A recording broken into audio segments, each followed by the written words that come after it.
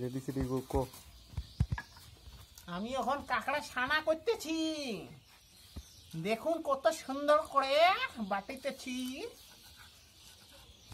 মশলা butter মতো।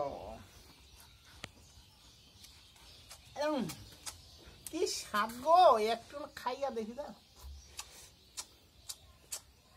কি স্বাদ করতেছি রে। আহা, আমার আমার জিভায় তো পানি আসতেছে গো।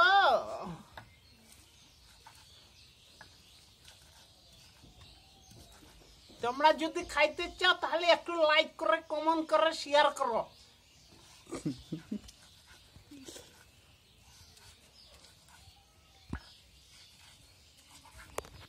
আর একটু দেই, এই যে এইখানটা আছে, আমি হাতা দিয়ে উঠাইলাম, উঠার পরে এইখানটা রাখলাম, রাখে আবার উঠাইতেছি। একটু জায়গা ছোট তো, ওই জন্য একটু করে দিতেছি।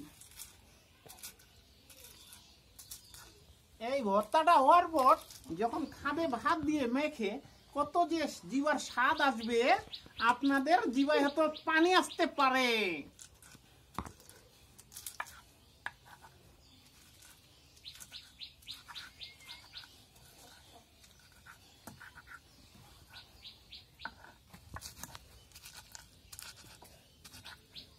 ছাড়ি না ফিরিলা এখন নাই ধরিম কাইল